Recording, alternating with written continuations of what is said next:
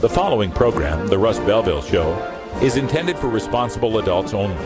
We advocate to the repeal of marijuana prohibition for adults. We discuss the science, culture, and controversy about America's marijuana laws. We do not advocate any illegal activity and encourage all listeners to learn their state and federal marijuana laws. Opinions and claims made by guests and advertisers on The Russ Belville Show are their own, and The Russ Belville Show cannot be held legally responsible for their validity or reliability. Viewer discretion is advised. You take a seed, you plant it, you grow it, you dry it, you roll it, you smoke it. You take a seed, you plant it, you grow it, you dry it, you roll it, you smoke it, and it goes down smooth. Hey! Spanning the continent to bring you the truth about cannabis and marijuana law reform. I smoke pot and I like it a lot. From the promise of legalization And I think that we need to rethink and decriminalize to the agony of prohibition. One major responsibility is to encourage people to use less drugs. The Russ Belville Show, the voice of the marijuana nation. Yeah, I hear you had a question for me. Now, here's your host, Radical Russ Belville. All right, good day, tokers and tokettes, and welcome. It is Thursday, March 21st, 2013, and it's got to be 420 somewhere in the world. Welcome to the show. So much to get to today. We can't waste a minute getting to it because we got a full studio today. I'll give you a look around here. You can see not only do we have Brian the Red here, but we have another Brian because two Brians are better than one. Yeah. Brian's here from the band Outpost. We'll be talking about some of your music in hour two. Plus, you're managing some other bands, right? Yeah, I'm actually managing a band called Acoustic Minds right now. They are beautiful girls that have been around the scene, in the reggae scene and in and out of all the other scenes for a while, and they've got a full band now, and they've just been crushing it up and down LA, South by Southwest, and all that. Awesome. Excellent. We'll have to play some of them in hour two. Yeah, we'll get right to that. Also, Bacon Dan has stopped in, and hello. He has brought maple bacon bars. You can show that off to. He brought actually a special piece for Russ. Oh, what did you bring for Russ? What? I brought you the blunt. The blunt. Oh, yeah. Show that on the camera Show the there. We're going to blunt. show the blunt. Boom, yeah. Nice. Oh, very good, very good. All right, we'll be getting to that in hour two as well. But before we get to all of that stuff, we've got all the news and interviews you're used to here on hour one of the Russ Belville Show, including we're going to take a look behind the headlines today at the... It's just an amazing story coming out of, the welfare's war on drugs. We've been covering this just a little bit on the various states that are trying to pass drug testing to get welfare. So we'll talk about that in Behind the Headlines. For our Daily Toker tunes today, we'll have Bago Schwago calling in, and we've got a great hip-hop tune coming in today. This one is by, if I can find where it's located, there he is. It's called Blowin' Greens, and it's by Tyrell, Antonio, and Flosha. So we'll check that out at 20 after. At half past, it's time for Cops Say Legalize Drugs. We've got another Leap speaker joining us. Jason Thomas, a former detention officer in Colorado, will be joining us to talk about the war on drugs. And then at the end of the show, got time for a radical rant. Kevin Sabet is up to his old tricks again. He's been up in Alaska, or at least talking to the people in Alaska. I don't know if he visited. He's in Hawaii right now, trying to start a Project Sam in Hawaii. But he spoke to the Alaska Dispatch and laid a big steaming pile of lies, half-truths, misdirections, and obfuscation that I have just got to debunk. But before we get to all that, we're going to open up with our headlines. Again, in our 420 radio news, we've got all sorts of state headlines coming up. That hemp bill in Kentucky faces a little bit of a roadblock. We'll also talk about medical marijuana in New Hampshire and legalization in Maine. It's the Russ Belville Show. Stick around. We're back right after this. We'll be right back after these messages from our 420 friendly sponsors. Support these advertisers because their ad money goes straight to the Russ Belville Show.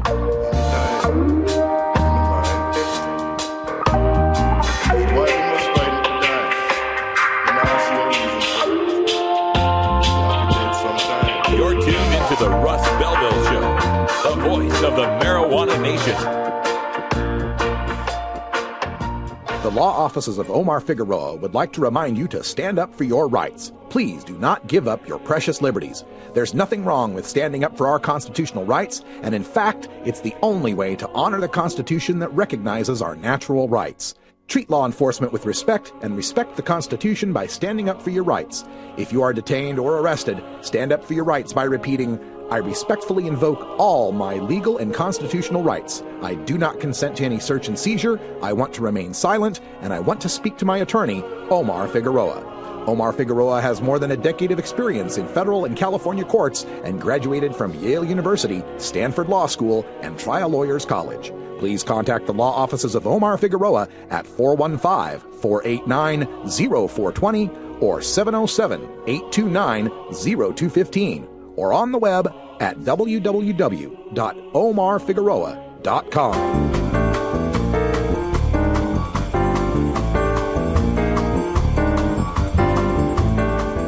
Now it's time for our 420 radio news for Thursday, March 21st, 2013. I'm Russ Belville. Medical marijuana bill approved by the New Hampshire House. This from rawstory.com. New Hampshire is one step closer to becoming the 19th state to legalize medical marijuana.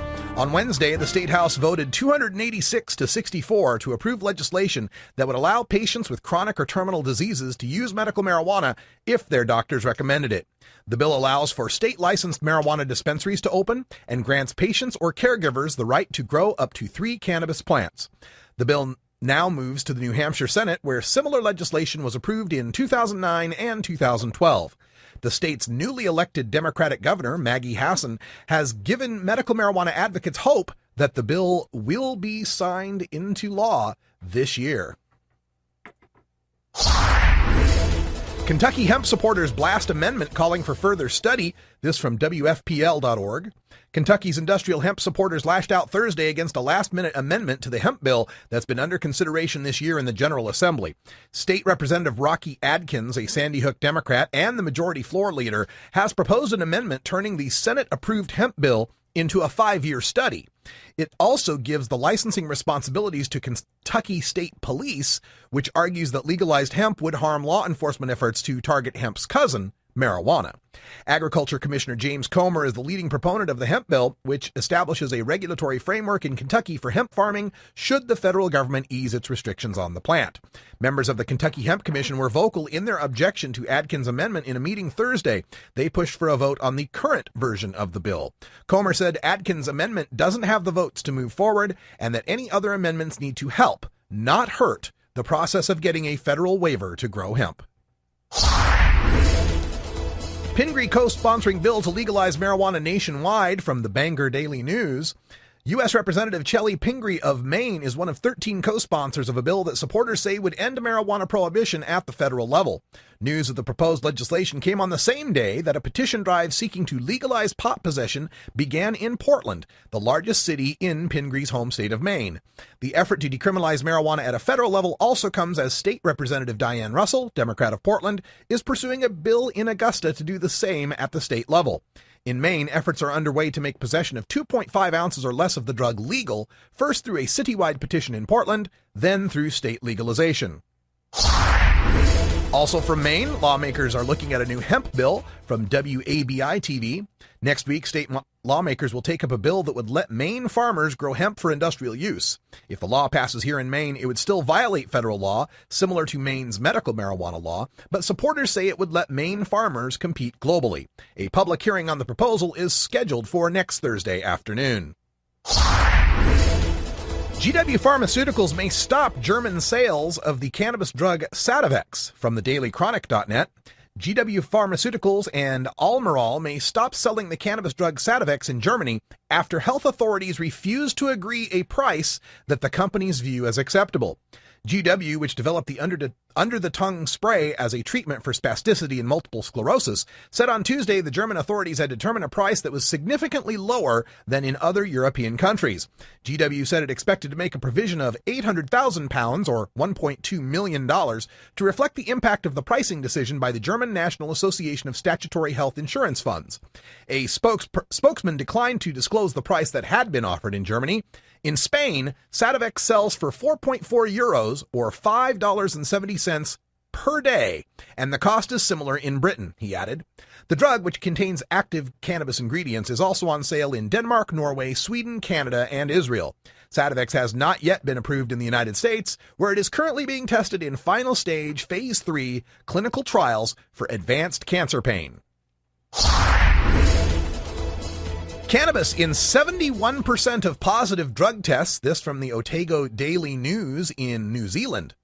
Cannabis and opiates accounted for the majority of drugs detected in the workplace, figures show.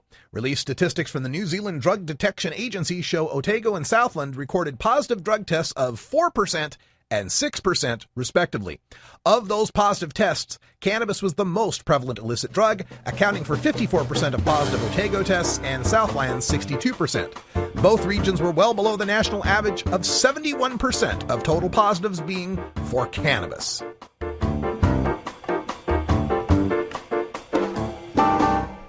And that's your 420 Radio News for Thursday, March 21st, 2013. I'm Russ Belville. When we come back, we go behind the headlines and take a look at welfare's war on weed and the states that are pushing drug testing for welfare recipients. You're listening to 420radio.org. This is the Russ Belville Show.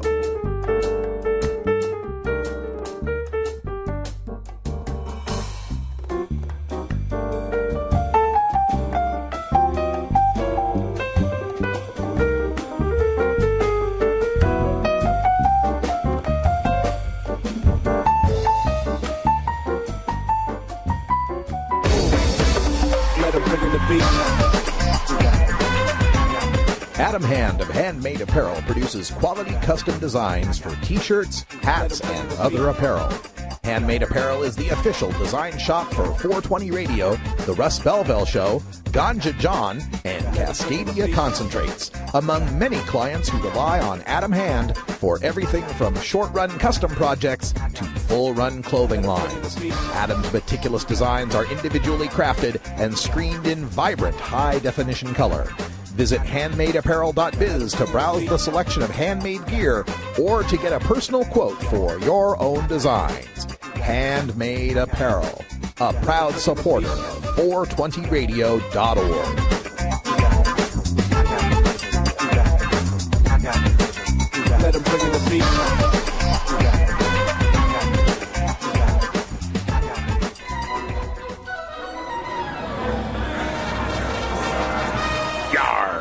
There be pirates here. Har, har, har, har, har.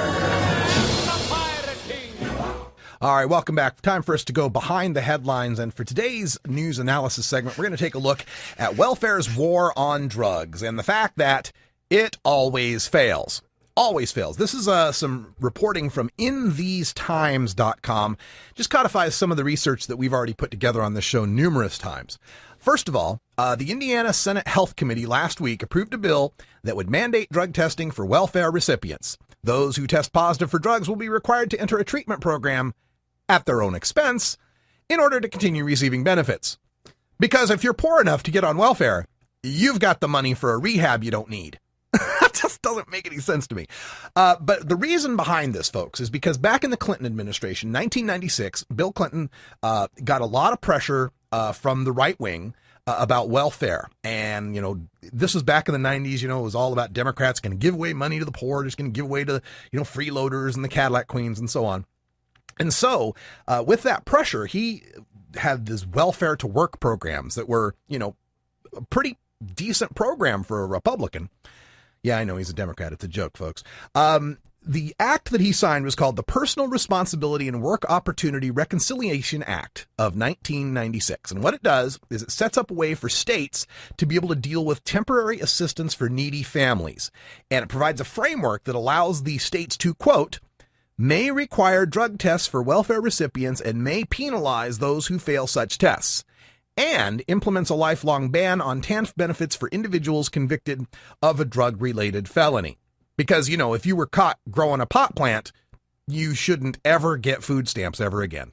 You should just starve in the street because you grew a pot plant. You got a felony.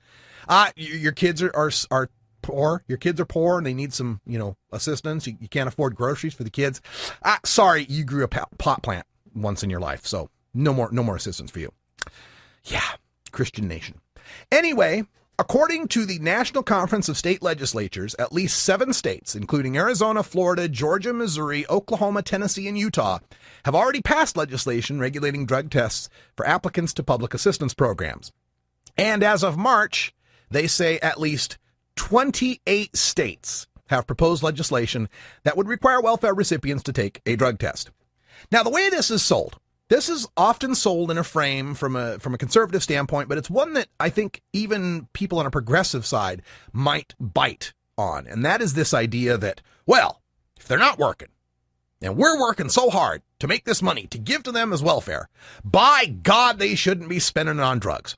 By God, they should be out there getting work and feeding their kids, and they shouldn't be spending it on drugs. Of course, we don't stop them from spending it on alcohol, tobacco, but nevertheless, we shouldn't be allowing these welfare bums to be using their money for drugs. And that's kind of an interesting sentiment, right? You know, that once someone is poor and you're going to give them charity, you then have the right to control their behavior, you know, kind of an indentured servitude, if you will. But laying that aside for a moment, let's just put the moral stuff to the side for a moment and take a look at the actual effectiveness. If the real idea behind this welfare drug testing stuff is to make sure that we're not having a bunch of drug addicts soaking up the public dole and spending on drugs, and we're doing so in order to help our state save money, let's see if it's really worked. In Arizona, they had this program where they wanted to drug test people for their welfare their welfare assistance, and they were going to reimburse them $30 if the test comes back negative, right? Because remember, the welfare recipient has to pay for this test out of their own pocket to get welfare, because you know they're poor and they can afford to do such things.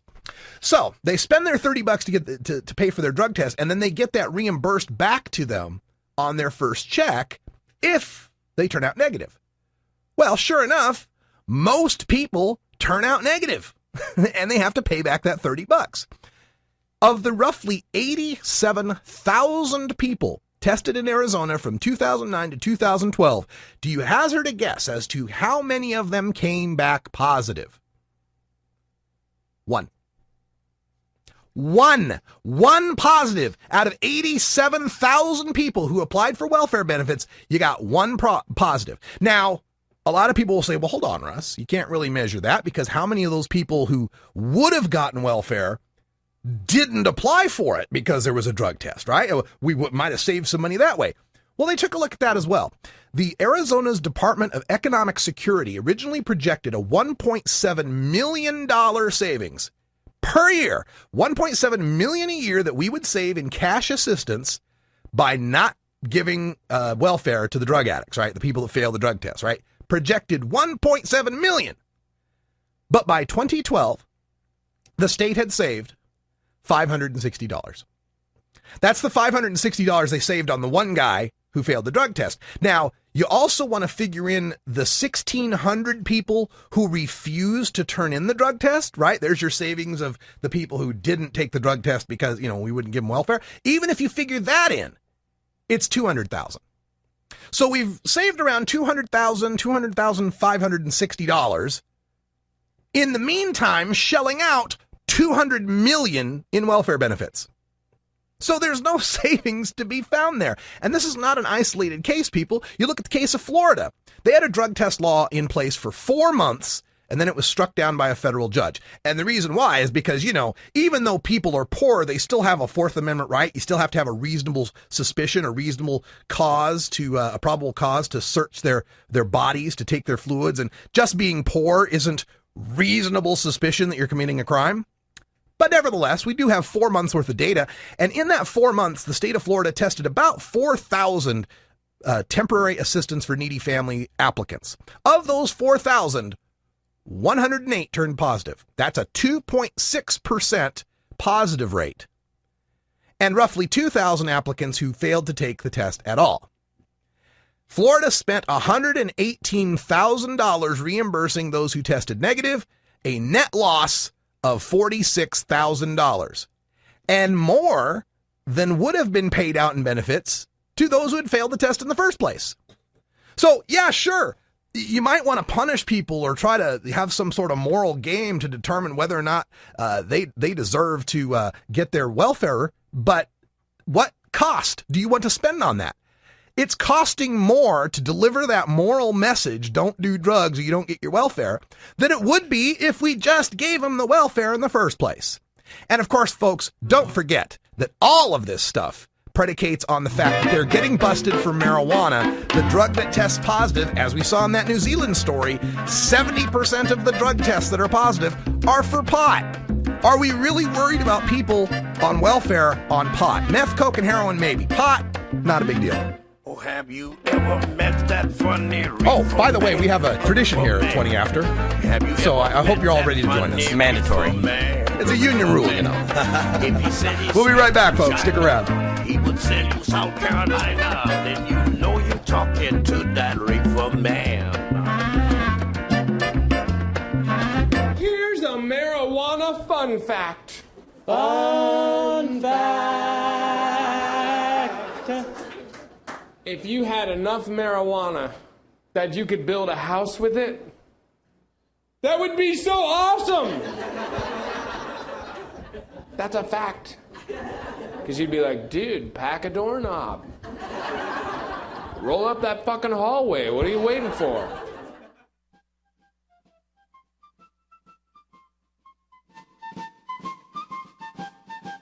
I have the freedom to think however I want. This is the United States of America, and I think I'll let Terry do the thinking for me. Terry Joyce puts the probe back in prohibition. Terry Joyce knows more about conspiracy theories than anyone in the United States of America, and that's because she makes up most of them. Terry Joyce can host a show like no one's ever seen, but that's only because no one's ever seen her host a show before. That's why I'm asking you to watch the Hollywood Hempress Hour with Terry Joyce. And you can trust me because I'm a warlock. Witch's honor.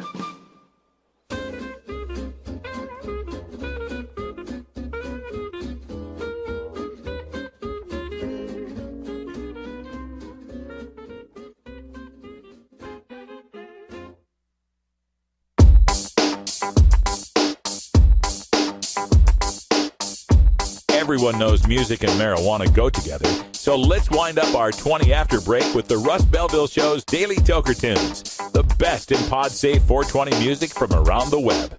Today is Groovin' Thursday, featuring rap, hip-hop, soul, and funk music. You can get downloads and more information about all our Daily Toker Tunes by visiting music.radicalruss.com. Now, sit back and enjoy your Daily Toker Tune.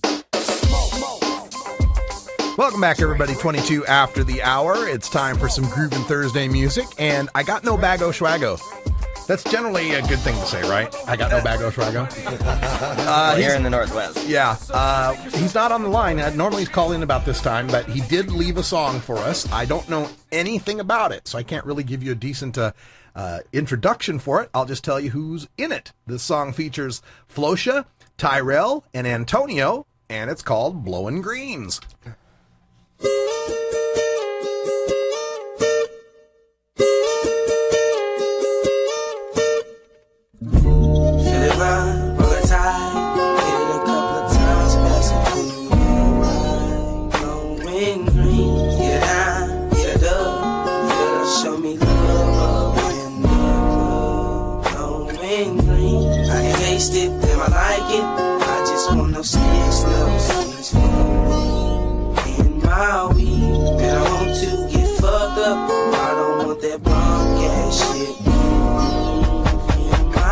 First off, let me get a hit of that. Women niggas with the biggest sack. Where's that? Gonna roll the blunts. My homie get fucked up in the back of the club where they play dope cuts. Can I handle the vibe? But I'm keeping the time. 4 or 5, got it blazing in the middle with the knives. That he ripping the flow. Let them sing it some more. That's the Psycho T.Y. And it's on again, doing the song again. With the hit so blazing. You can taste that bomb shit, can't you, man? I know you can. Tastes so amazing. My mind ain't changing, I'm on the grind. And I'm playing to keep it raw, that's all the time. Don't look at me with them lonely eyes, cause you know you mine. You mine. Feel it run, roll it tight. Hit it a couple of times, passing through the right. Going green, get it high, get it up. Feel it, show me love up in the club. Going green, I ain't taste it, damn I like it. I just want no snakes, no seeds for me. In my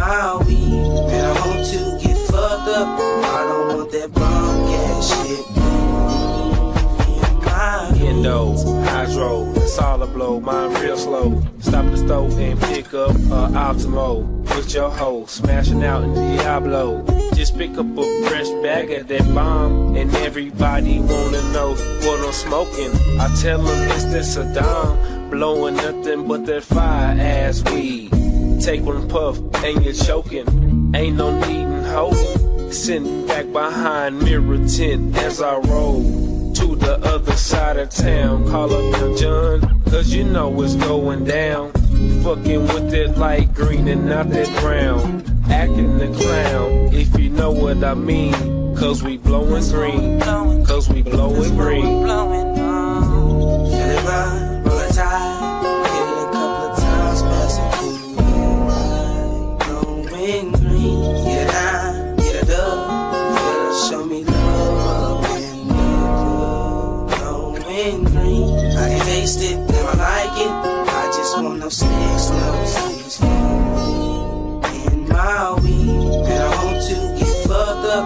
I don't want that bunk ass shit in my weed. Water done tame, so damn high, I can't maintain. Living green, switching lane. Water bitches in my lap, blowing out my fucking brain. They call me T-Rock in this game, cause everything is everything. Smoking on the Mary Jane, hiding in the fucking plane. When I blow, I go insane. I'm not crazy, I just wanna get high. Gotta smoke that blue up till I die, till I die. You can ask the question, is it really the kill? Yes, it's the murder I feel.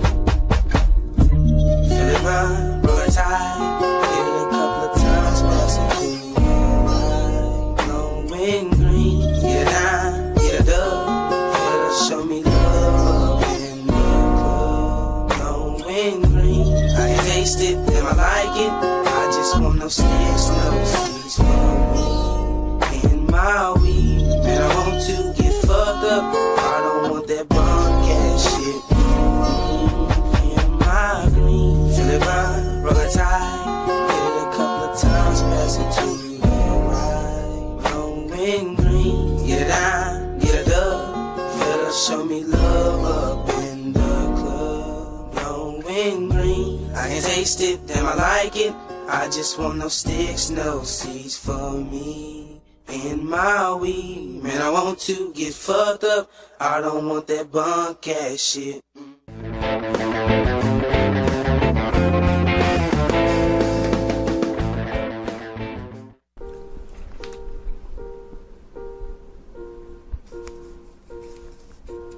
Marijuana is harmless.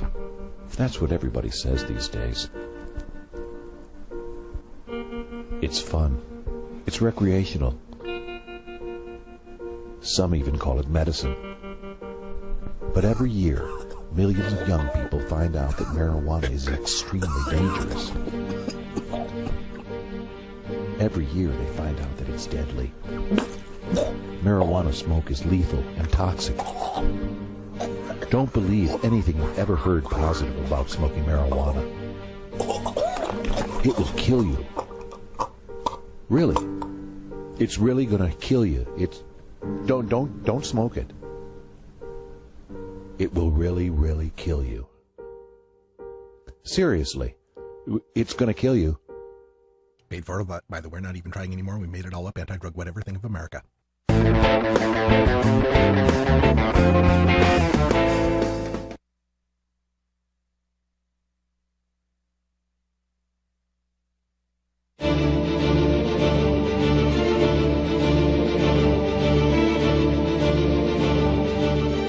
There was one question that was voted on that ranked fairly high, and that was whether legalizing marijuana would improve the economy and job creation. And I don't know what this says about the online audience, but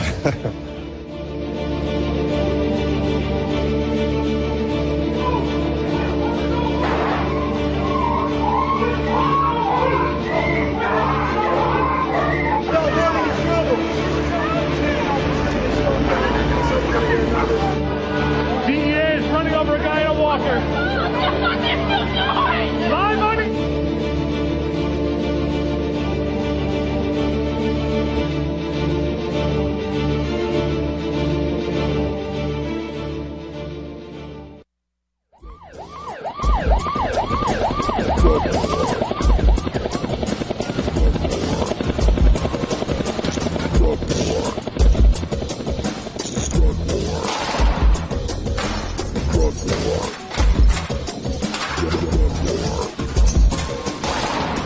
of the most disturbing elements of the Prohibition War is how it's made police the enemy of otherwise law-abiding cannabis consumers. Fortunately, one group of police officers knows the futility of prohibition and reaches out to educate the community and current law enforcement. Today, the Russ Belville Show visits with another speaker from Law Enforcement Against Prohibition with one clear message: cops say legalize drugs. Welcome, everybody. Half past the hour, and the second and fourth Thursdays are always my favorite times to get on the line with another fine speaker from Law Enforcement Against Prohibition. We're joined by Jason Thomas, who is a former detention officer and marshal's deputy. He's calling from Denver, Colorado. Jason, welcome to the show. Thanks, Russ. It's great to be on today. Great to have you here, and I always like talking to people who have had the first-hand experience in the war on drugs, and you bring to the discussion one side of this that we haven't talked about a bit in our past few Cops Say Legalized Drugs segments. We've been talking to Border Patrol and enforcers and the people that are out there making the arrests. You were a detention officer overseeing the people who had been arrested and had been put in jail for marijuana. What does that bring to your perspective on our war on drugs? Well, Russ, as you mentioned before, those of us in LEAP are former law enforcement officers, prosecutors, and judges, and we have that inside experience from what it's like to see it firsthand. So working in the jail, there's a 125-bed detention facility in county in Colorado. It was a pretty easy facility to work in, but what I saw were a significant, disproportionate number of arrests and incarcerations, whether it was just being held overnight or being held to go to the Department of Corrections for lower-level drug crimes, and primarily marijuana possession and low-level distribution. Did you see that this procession of low-level drug offenders were taking up a disparate amount of the resources of the courts and the jails, and perhaps even harming our public safety by not addressing more serious crimes? I definitely agree with that. And that's one area that law enforcement will get better and our society will get better in ending the drug war, is reallocating those resources that are being taken up by prisoners, those that are caught on the street or at least stopped on the street. All that time and effort can be spent elsewhere on more serious matters and crimes. And I would say there definitely was a disproportionate amount of inmates utilizing the resources in the jail. I also, after that, worked as a security officer for a men's felony halfway house. And in there, I got to know probably 40 or 50 different guys mainstreaming back in. Some of these were first-time offenders, went in for a year or two. Others were very hardened people from being in prison for years. But the majority of them had drugs in common, and many of them had some arrest or infraction where they were stopped by the police and either ended up in the system with that somehow. So by enforcing our drug crimes currently, it's just such a waste of time, effort, and resources on law enforcement's part, not to mention what happens to an individual's life once you're put in the system. You know, our opponents will diminish that somewhat when we bring up that point. They'll say, well, we don't really lock people up for long periods of time for just marijuana possession. They were pleading down from something more serious. So is there any truth to that just by catching them for marijuana, we're keeping any sort of real criminals off the streets? There is some truth to that, yes.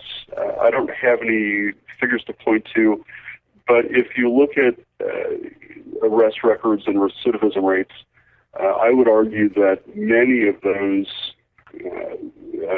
instances that would cause a person to go to prison may have been exacerbated or may have been an instigator, say for a second strike if somebody's on parole or caught with a small amount of marijuana. well, if their parole officer doesn't get along together, or if they're very hardcore, they could bust them back to the state corrections at whim. So it definitely factors in toward toward sentencing and toward further incarceration. Another aspect of this incarceration nation that we're dealing with is the rise of the private prison industry and these corporations offering to take over a state's prison operations if they guarantee the beds will be 90% full. I don't know if yours was one of these, the detention center there, but I was just wondering if you had any knowledge about these private prison corporations and what your thoughts were on the idea of prisons for profit. Well, prisons for profit, let me just say that in America we are a capitalist society, and so there's an opportunity there for somebody to take on risk and capital costs, et cetera, in running prisons for profit. Now, with that said, it costs about $40,000 a year to house one prisoner. And if they're vowing, these companies are vowing to keep their jails open, then there's something going on that, they're benefiting greatly for what the laws currently uphold. Right, and it would seem to me that it would be impossible to keep these beds 90% full without marijuana prohibition. Would you agree? Absolutely. Yeah, kind of the grist for the mill. All right, we're speaking with Jason Thomas. He's a former detention officer and marshal's deputy, speaker for Law Enforcement Against Prohibition. And we're also talking a little bit here about, prisons. And, this stat gets thrown out a lot here in the United States, that we have 5% of the world's population, but 25% of the world's prisoners. We have the largest incarcerated population of any country in history. So with respect to how marijuana is going to be a part of that, one of the ways that our opponents will diminish the legalization argument is to say that legalizing marijuana wouldn't have much to do with reducing the prison population, since so few people actually go to prison just for marijuana. Do you see it that way, or do you think they're just blowing smoke? Well, I do agree with that. That's a significant point in our looking at fighting against the drug laws and the drug war. All right, and so with these, so what you're saying is you agree that it's not going to do much as reducing the prison population if we legalize marijuana, or disagree? Well, I'm sorry. I disagree that it will. Prisons are going to stay full. That's the bottom line. So if you take out a set of laws that unjustly incarcerate people and fill prisons, I can tell you that law enforcement officers, judges aren't going to sit around and say, okay, well, there's nothing else to do. There is an immense amount of violent crime that happens out there that, even if you take out marijuana, it will have some impact. But there is enough happening that we have plenty and even too many prisons. That's an interesting thing to consider. That so basically, you're saying here, even with marijuana legalization, we would still have the world's largest prison population. Well, I'm not sure. I wouldn't go so far to say it's the world's largest. I don't know the magnitude of difference between us and, say, a runner-up. But there's still enough happening out there that it would, perhaps have a significant impact on reducing the population, but, reach some equilibrium. How about if we were to go the full Monty here and have Portugal-style decriminalization of all drugs, the heroin, meth, and all of that? Would that make any significant difference? That would make a significant difference. Okay. I would say the majority of people in prisons are there on drug-related offenses in some fashion, and that would be a huge leap forward in reducing our prison population. All right. So the other concept that I wanted to go over here, you're calling us from you're in Denver, Colorado still, I presume? Yes, I am. Okay, so we're seeing in Colorado the task force has just made their recommendations for the implementation of Amendment 64. We've got, people now have a legal constitutional right to possess an ounce of marijuana and grow some mature plants on their own. How have you seen some major changes as far as law enforcement or imprisoning people in Colorado since this has taken effect? We have, starting with the day after the election, and while it hasn't, there haven't been as many instances, there are still a number of municipalities that are coming out, and there have been dozens, whether it's been a city or county, and have said, we'll abide by the law if you have 1 ounce of marijuana in your possession, or if you give 1 ounce of marijuana to another person, there is nothing we'll do, there's no law we can enforce. So that's made a difference in those that are being incarcerated at the local level, since November. And probably the most notable city was the city of Aurora, that was one of the first that came out when the medical marijuana rules and regulations were adopted by the state, and said no medical marijuana in our city. So for them to come out very recently and say, now we're going to abide by the will of the voters, is a very strong statement. But there have been other municipalities from, all quarters of the state that have said, we're going to uphold this law and not, the counteractive drug laws that have been on the books. So generally positive results so far? Very positive. Since November, since the election, I can now, as a marijuana user, have in private on my possession an ounce of marijuana and not fear retribution or illegality. I know a lot of people that are breathing easier because of that. With the anticipation of the legal cannabis industry here, as well as in Washington, but here in Colorado, things are really starting to heat up again in terms of the new market industry segments coming on board, starting to develop. It's really going to be an exciting, interesting year in the cannabis world and cannabis business this year in Colorado. We are all looking forward to it, and we'll be there in Denver on April 20th for the Big 420 celebration and Cannabis Cup that's happening there in Denver. And just one last question I wanted to get to here. We kind of theorize or hypothesize, I should say, about if cops aren't spending all their resources on marijuana, that they could spend their resources on other crimes. It's probably too soon to have any official stats on this, but are we seeing an increase in, say, more traffic tickets, more prosecution of burglaries, or any other prosecutions of real crime now that they're not going after people with an ounce? Well, I don't believe we have, because the amount of people in proportion to those that are being caught by police, if you will, for other crimes. But those that are arrested for personal distribution or personal possession or immediate distribution to another individual, we don't hear a lot about the stat, but it's really the bigger busts and the more in-depth issues that, why police officers go in and hassle somebody. I wouldn't say it's made a big difference, but then again, I haven't had that experience. All right. Well, Jason Thomas with Law Enforcement Against Prohibition, I want to thank you for joining us here on the show and giving us a look at the incarceration side of this equation. We appreciate your perspective. Thanks, Russ. I appreciate being on.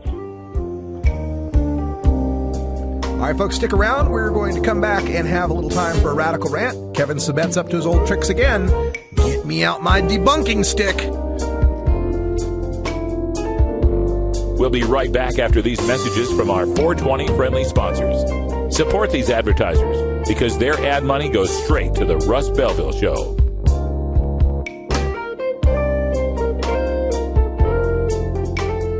You're tuned into the Russ Belville Show, the voice of the marijuana nation.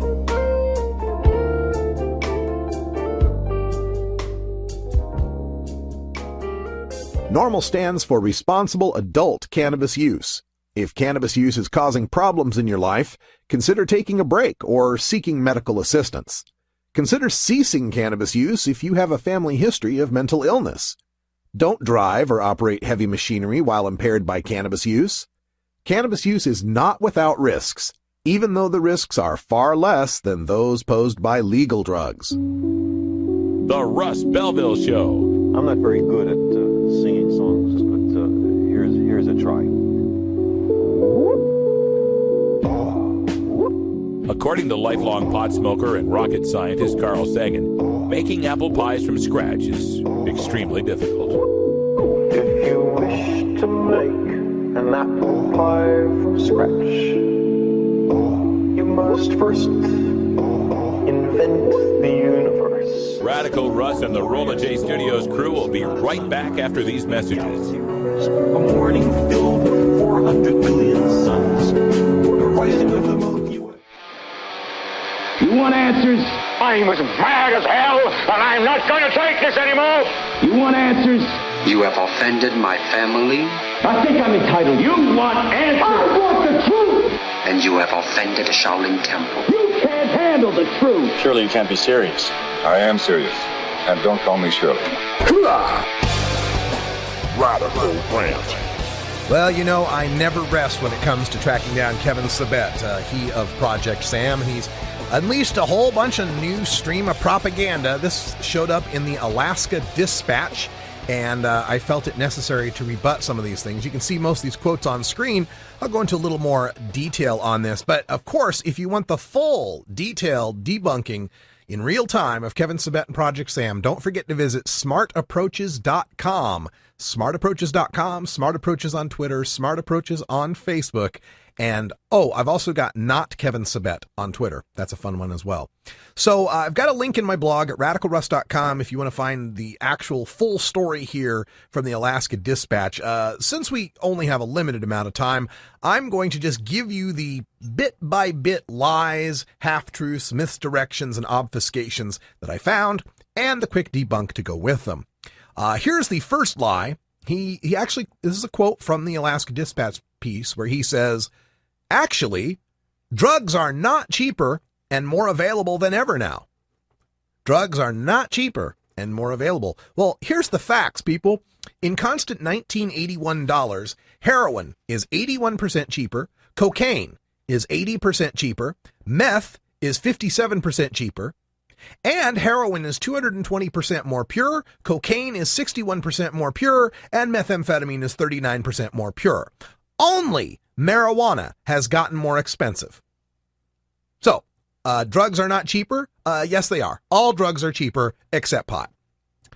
Here's the other fact. From 1991 to 2010, the 30-day prevalence of drugs among 12th graders was, for cocaine, it went from 1.4% of 12th graders to 1.3%. Woohoo! Amphetamines went from 3.2% to 3.3%. Not big deal, right? But marijuana went from 13.8% to 21.4%. So the only drugs that are being used more available than ever is marijuana. It's the only one that got more expensive and the only one that's getting used more. Here's another one of his lies. Actually, this one's a half-truth. Quote, one of the biggest myths is we are simply incarcerating otherwise innocent people who are using drugs. End quote. Well, here's the fact. 663,032 people were arrested for marijuana possession last year. Just possession. They don't all end up in prison, I'll admit that. Even though Kevin will admit that 0.7% of state inmates are in prison for possession only, that works out to 9,177 people. Now, these people do end up, these 663,032 people, do end up with mugshots that are searchable through Google for the rest of their life, and records that follow them for the rest of their life, and they do spend some time in booking and holding time in a cage. Now, Kevin will obfuscate that away by saying, well, many of these people pleaded down from serious offenses.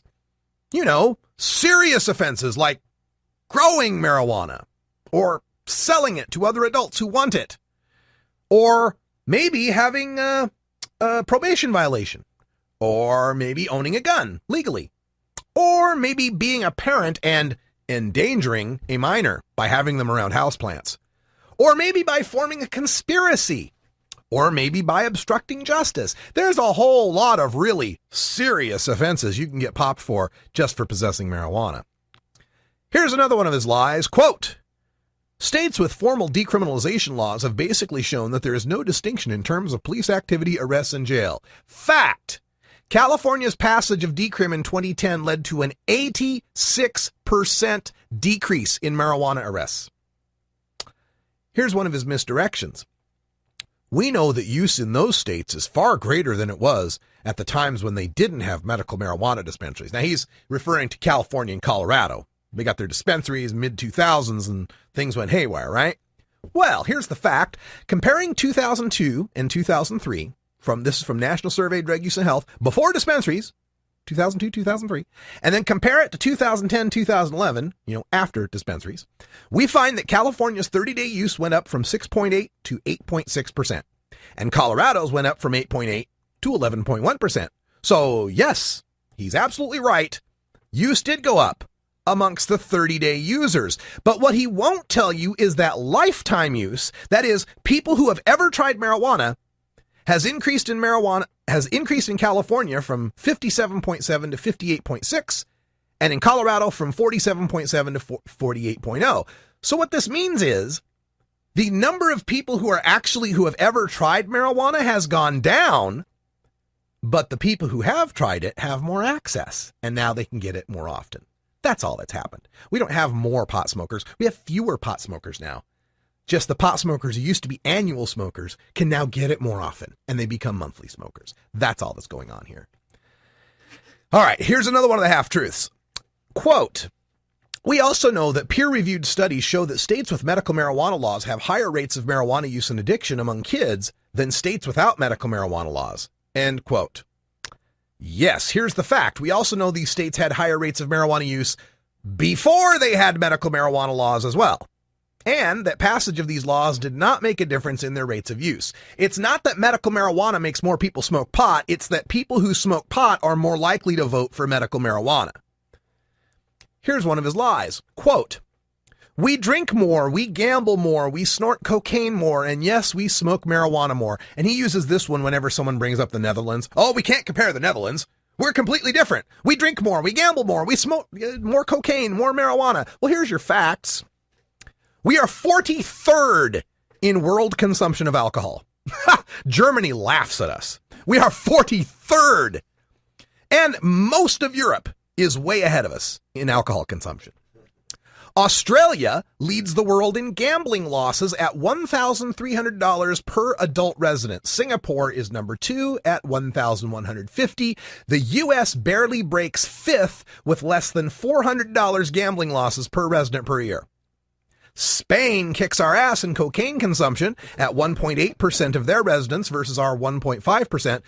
But I will grant you we do consume the most cocaine overall, 36.8% of the world's supply. But Brazil is closing in with 18.8%. Oh, and marijuana use?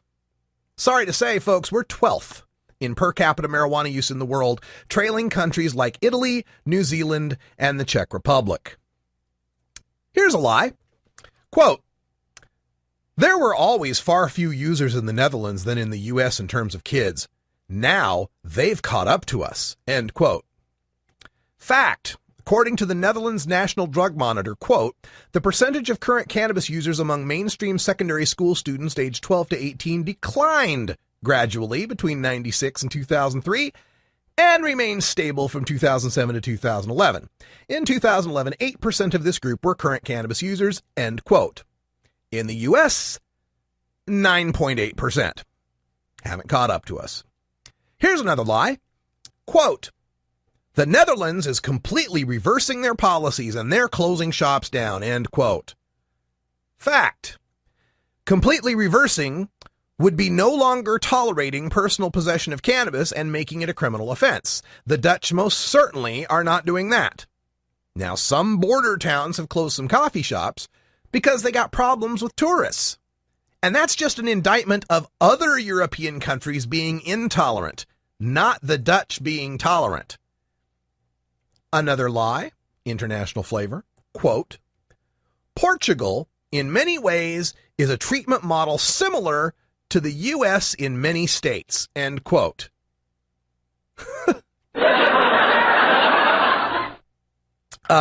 Fact. In Portugal, possession of 10 days personal supply of any drug is not a crime. Name one U.S. state where that is the case, where you can have 10 days supply of meth and you don't get arrested.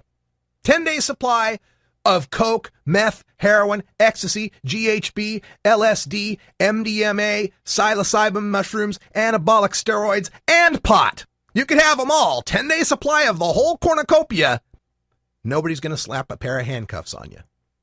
Now, if you can tell me the U.S. state where that's the model, I'd love to hear it. Let's see. Here's another law. Oh, this one's a misdirection. Here, I love this one. This is with respect to, the war on drugs isn't working. And this is Kevin Sabet's way of saying, well, yes, it is. 52% of Americans drink regularly. Even with every single anti-smoking campaign you could ever conjure up, 27% of Americans still smoke cigarettes.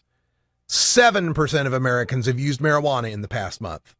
See, the idea here is, those drugs are legal and lots of people use those. And this one's illegal and so few people use those. It's like comparing apples and oranges. 2 legal drugs with an illegal one. 2 drugs that are highly addictive with 1 drug that is not. 2 drugs that are incredibly toxic with 1 drug that is not. Here's some facts for you. First of all, if you want a comparison as to what's going to work or what's not going to work, you wouldn't compare legal alcohol to illegal marijuana. You'd compare legal alcohol to illegal alcohol to see what's working. And we all know how well that last experiment turned out. Second of all, this drink responsibly and these anti-smoking truth campaigns we've had over the years have lowered the drinking stat from 60% who used to drink. Back when I was in high school, 60% of people drank. Now it's 52%. Back when I was in high school, 37% of people smoked tobacco. Now it's 27%. So did we make those illegal? Did we arrest anyone? Did we force people to have to go to rehab? No. And yet they went down. 2 legal drugs and their use went down. And for the use of marijuana, when I was in high school, 14% of U.S. adults were using marijuana. Now it's down to 7%. We've cut it in half, but it's illegal. So let's see. Drinking and smoking went down and they're legal. Marijuana went down and it's illegal. So what? It tells us nothing. If we actually had legal marijuana, we could have public service campaigns. We could have educational campaigns. We could card kids and the use might go down. And third, here's the biggest thing. This assumes that marijuana use going up is a bad thing. Hey, if people are trading pot for beer, people are trading pot for OxyContin, if they're using marijuana instead of more harmful drugs, wouldn't this be an overall good thing? Here's another one I like. This is one of my favorites. I love this line. Alcohol and marijuana, in fact, are usually used together. Visit any underutilized bar at a cannabis cup to disprove this one. And I love this one.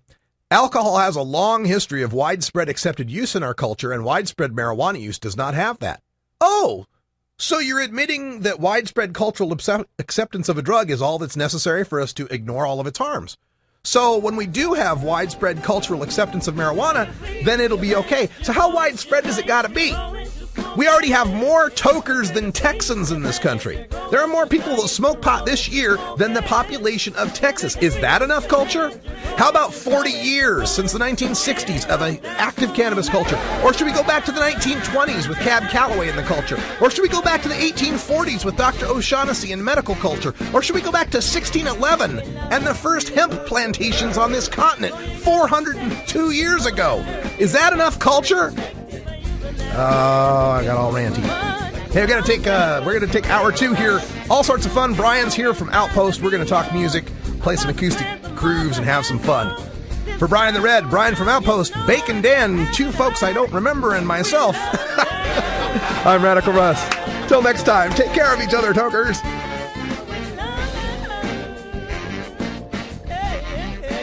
This is the Russ Belville Show. The Russ Belville Show is blogging and podcasting daily at radicalruss.com. You take a seed, you plant it, you grow it, you dry it, you roll it, you smoke it. You take a seed, you plant it, you grow it, you dry it, you